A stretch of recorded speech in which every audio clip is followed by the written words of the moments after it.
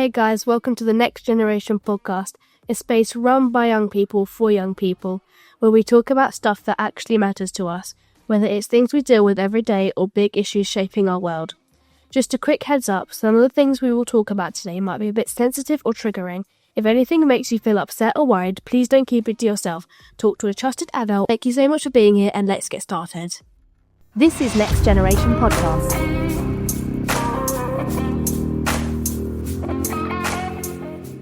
What do you think should be the legal age of consent? I think the legal age of consent now is 16, 17, that's a good age. Okay, what about you? I'm 11, so I don't know. I think it might be something older than me. I think it should stay the same. Because a 16-year-old has consciousness and I think they know that what's wrong is wrong and what's right is sometimes wrong. And and that they should learn what is wrong more. Okay, do you think there should be more awareness around sexual assault and rape, like to females from a male to a female? Yeah, because sometimes people just brush it over and it's not really given much attention. Some people say only men can do it because they say that men are dangerous, even though women can be exactly the same thing. But they don't believe that a woman could do anything because they are small and petite and less weak. No, more weak. So the legal definition of rape is sexual assault with someone with male genitalia. So a woman can sexually assault a man, but she can't rape him.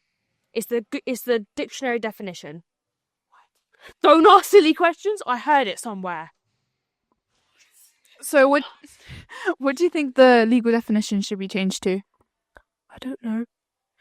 Okay, if you had to say it like in dictionary wise words, using the proper vocabulary. Somebody who touches somebody else inappropriately without consent, and so. No, not so. Have you got a tea video? Conscious people don't want tea. Have you not seen that? The consent video about tea. Yeah. So do you think that that's an inappropriate way to say rape? Like it's downplaying it and it's making it a joke and it's making it less serious than it should be? I think, yeah, it's not really as serious as it probably should be. But it's a way to kids to understand it, that it's a way to let young kids contact without telling them what's actually happening, because they probably should be exposed to that stuff. But it's a good way of explaining it. Could you explain what that thing is? What do I have to explain it? So the T, there's also a bike video. It's basically saying about consent. The bike video is about protection, but it's basically saying about consent. One of the lines is that's constantly quoted. Unconscious people don't want tea. Basically saying that unconscious people don't want to be touched sexually. It's basically what it's saying. Okay, do you think that there should be more awareness in schools that we should do the talk for children in school? And do you think that should be brought into primary schools or secondary schools? I actually did that in primary school. I did it in year 6. But I think it should be brought up throughout the schools because it's been a while since I've been in year 6. But even in year 7 and 8, we didn't really do stuff like that. We barely even did PSHE, to be honest. Any talk about sexual assault or anything like that, to be honest. Okay, moving to like a more consensual side of things, just talking about relationships in general. When do you think is an appropriate age to have your very first serious relationship? I don't know, but it kind of depends on like how emotionally mature you and the other person are, I think. What do you think? When you decide. Yes. Okay, I think I very much agree with that. Do you think that teachers and people who are obviously in more authoritative figures, so for example like your teachers who looks after you, they should talk about a healthy relationship with you? Like they should tell you what is healthy in a relationship, what is unhealthy, and how to cope with it? Yeah, they probably should do stuff like that, just in case. Like there's been theories in my school of like young children, like year 8s to 9s dating year 11s and 10s, and that's just weird. Like a year 9 dating year 10, fine, but a year 8 dating a year 10, that's just weird. What were we asking? I'm confused. What were we doing? Do you think we should talk about relationships in primary schools or secondary schools? When do you think it should be brought up? I've done lots of stuff in primary school. I've done it year 1 up. We haven't talked about anything like that in year 7, but we should start having the talk, even though everybody's gonna probably laugh through it. We should start having it more often since we get to like the age where relationships start to happen more frequently than they would, because we're like more independent than we were in year 4. In terms of more like different gender roles in relationships, do you think that students should hold sort of like a meeting or a presentation about the gender expectations in schools? So like, for example, when the teacher like comes into the classroom, they're like, can any strong boys help me like move something? Do you think that students should hold meetings and presentations about awareness of that and to change those sort of expected comments that teachers make? We had a rule in my year 5 class to say, because my teacher was a male, we had a rule, we made up a rule, like everybody, including the teacher, agreed to this. Like, if anybody wanted to do anything gender role specific, we would go around saying yes, no, or we would just like close our eyes and put our hands up and do that as like a vote, and then the teacher would decide what would happen after that. I don't think should have to do that stuff, because teachers, it's kind of just common sense now. Like, yeah, girls can be strong as well. One of my friends, she's really, really strong. Like, sometimes she's scary to some point when she's that strong. Like, genuinely. Okay, do you think that gender norms and what people expect different genders to do you think it's changed much over the past 50 years? And do you think that it should change like way more? Yeah, because back in the 50 years ago, God, that was 50s actually 70s. Yeah, in the 70s, I think it's very similar to what's now, but just take it back, say 100 years or something, so like 1920s. It was more like women should be mothers, look after the household stuff. But now, women have like evolved from that, and we're able to be business owners, own properties, everything like that. So yeah, it's progressed a lot. So like my grandma has a few properties. Yeah, I think she has she has a few. She has like 3, and they were passed down from her father, because he said in his will, she has a copy of his will. He said, any daughter of mine must have 3 of my properties, as a way to say that the world has evolved and that women have rights, and so they can do more things. Okay, moving back to relationships, do you think that women should be more empowered in a relationship over a man, or a man should be powered over women, or do you think it should be equal 50-50 of both? I think it depends on what the people in the relationship want. Like, if both the people agree that the man wants to take control, let them do that. If they decide that the woman wants to, let them do that. It kind of decides on what they want.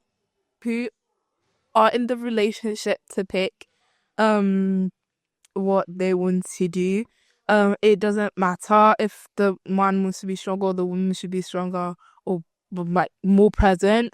It's all up to the down. It's all up to both of them to decide who, and if they can't agree on that, they might as well split up, because I don't think they're compatible.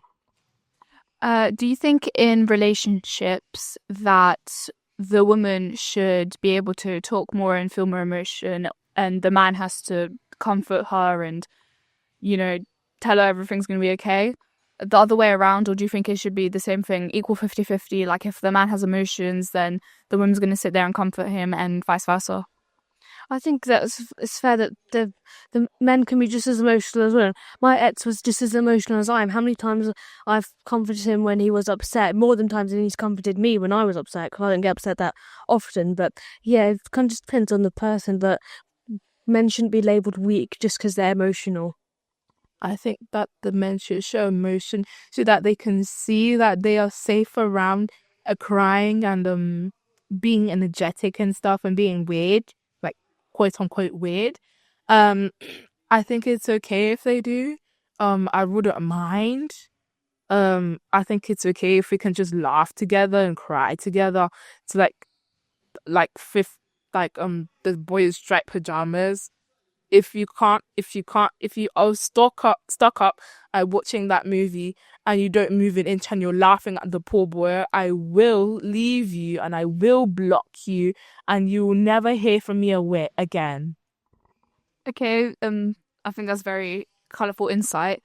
Um, do you think that male pride and toxic masculinity needs to be called out and stopped like straight away? Or do you think that some sort of parts of it, for example, like a man should always be strong, do you think that some of it should be kept and some of it should get rid of?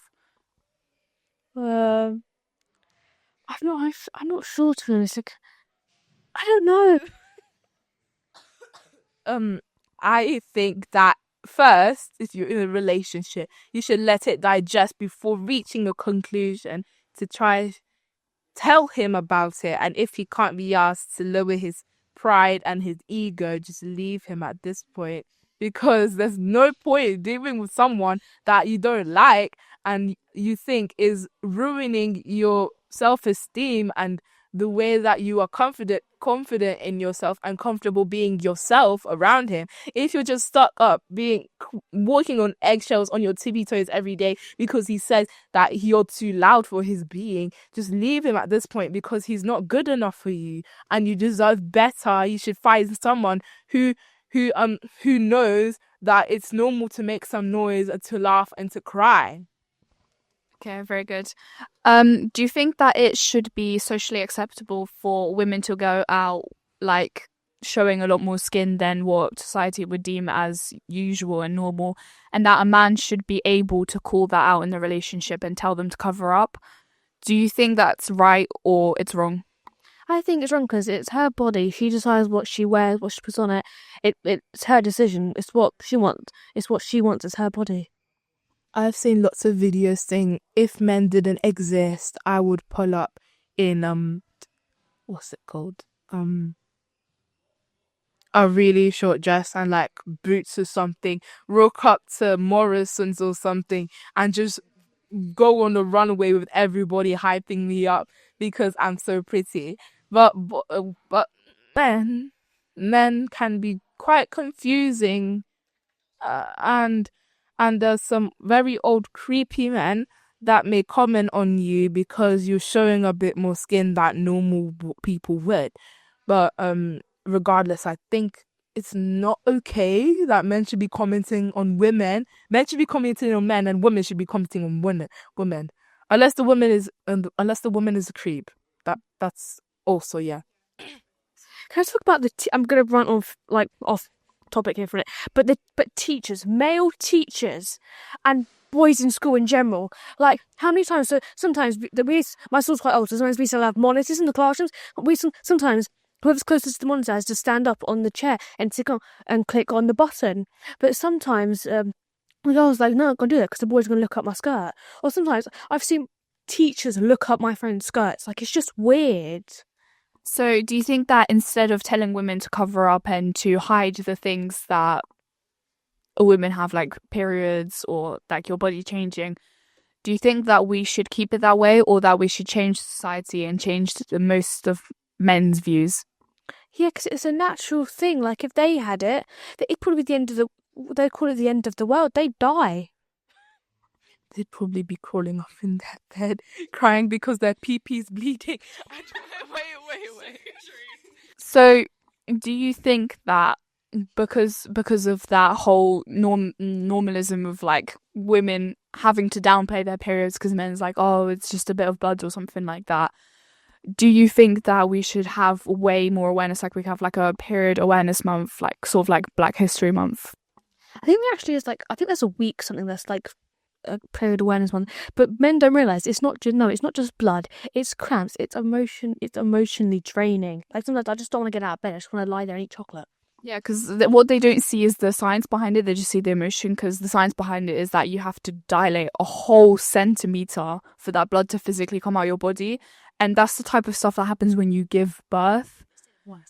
So it just a whole thing that they're downplaying pregnancy and things like that. Like I've seen so many things on TikTok where it's like boyfriends in their relationship, they like saran wrap like a watermelon to their belly and they pretend like pregnancy, is nothing. It's just, but what they don't see the side of it is all the hormones that come along with it, the science behind being a woman, the everything.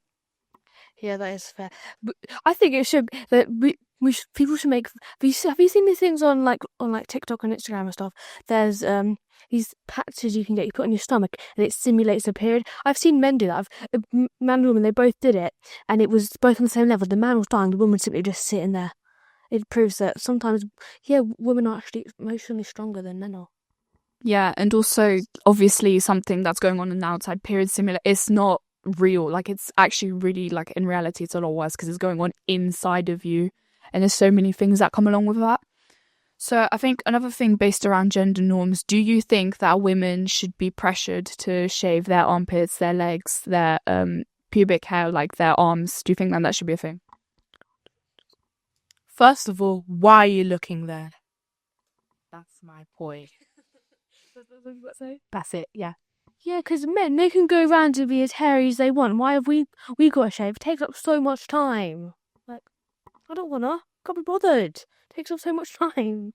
Okay, do you think another thing we should bring awareness to is weight in relationships? So I think I've seen quite a few toxic relationships where the man's like, you need to lose weight because you're letting yourself go and things like that. So do you think that should be both ways? Absolutely. Like if the man starts putting on weight and getting unhealthy, that the women should also be able to call that out.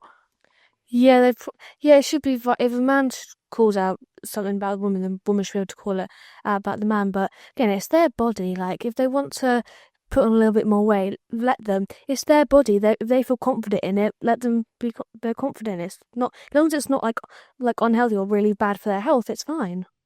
Honestly, I think some people in relationships, some men say that they're a bit too skinny, so the women try to put on a bit more meat so they can so they have more meat to hold on. Like imagine if there was a really strong tornado and you're about to fly away into the wind. Your boyfriend might be able to save you because you have a bit more meat to hug on, and you might just fly away together instead of one flying away and the other just staying put. Okay, but what if you just both were like really heavy so the tornado like can't pick you up and you can be twins? Like you can both be overweight. Like none of you have to.